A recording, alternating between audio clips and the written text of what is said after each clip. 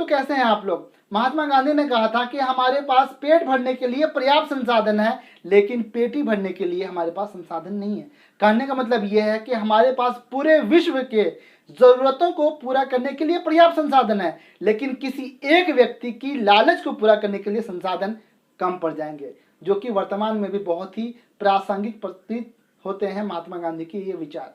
तो चलिए हम ये देखते हैं कि अतीत में भारत के द्वारा संसाधन संरक्षण के लिए क्या क्या प्रयास किए गए।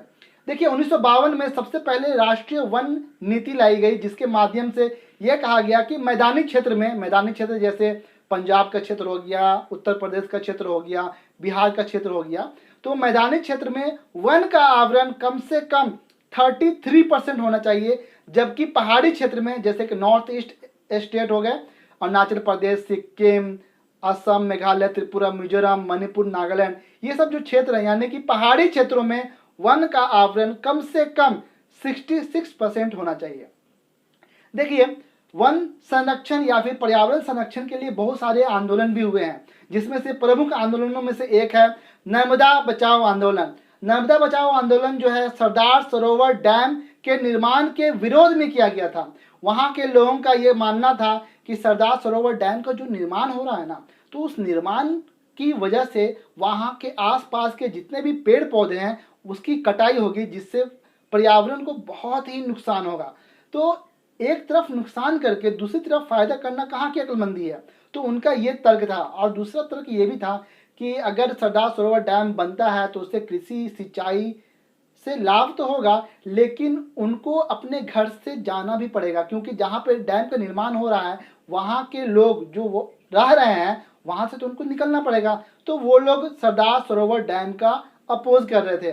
तो इसीलिए सरदार सरोवर डैम के अपोज के लिए नर्मदा बचाओ आंदोलन, यानी नर्मदा नदी है जो कि मध्य प्रदेश के विंध्या पर्वत के अमरकंटक से निकलती है, पश्चिम की ओर बहती है, गुजरात होते हुए खंबात की खाड़ी यानी कि अरब सागर में गिर जाती है।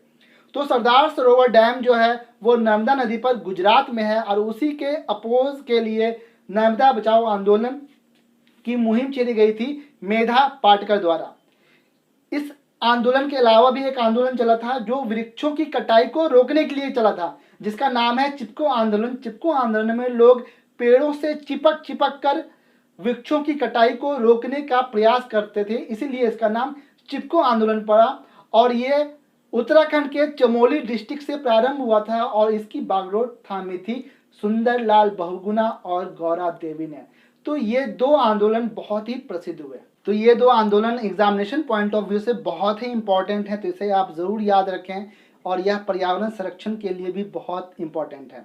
तो आई होप कि आपको ये वीडियो समझ में आया होगा। अगर वीडियो पसंद आए तो उसे लाइक करें, शेयर करें, और हमसे जुड़े रहने के लिए हमारे चैनल को सब्सक्राइब करें। Thank you so much.